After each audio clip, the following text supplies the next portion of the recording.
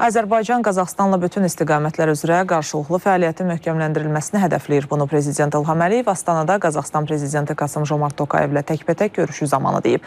Azərbaycan-Qazaxstan Ali Dövlətlər Arası Şuranın ikinci iclası da keçirilib. Sonra Prezident İlham Əliyevin və Qazaxstan Prezidenti Kasım-Jomart Tokayevin iştirakı ilə Azərbaycan-Qazaxstan sənədlərinin mübadiləsi mərasimi olub. Daha sonra prezidentlər mətbuata bəyanatlarla çıxış ediblər. Prezident İlham Əliyev Zəngəzur dəhlizinin 2028-ci ilin sonunadək açıla biləcək və Azərbaycan-Ermənistana yük tranziti ilə bağlı işğaldan bəri mövcud olan bütün məhdudiyyətləri aradan qaldırdığını bildirib.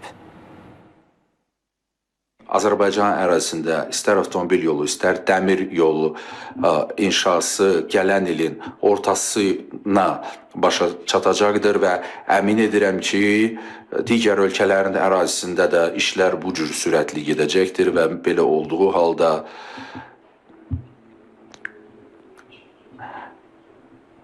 ...2028 üçün biz bütün işləri bitirmiş olacağıq.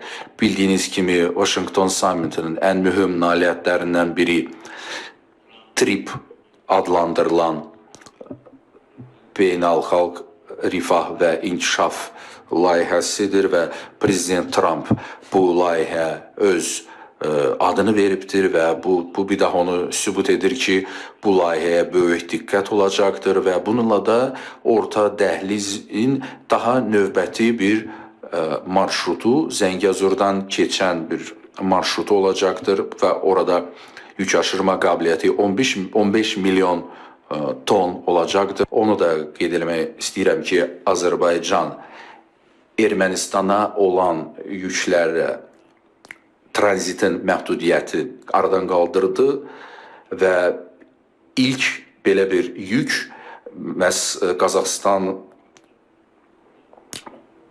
Qazaxstan buğdasının Ermənistana daşınması olmuşdur və bu da yaxşı bir nümunə idi ki, bu razılaşmalar artıq təkcə kağızda deyil, real həyatda da, praktik həyatda da həyata keçirilir.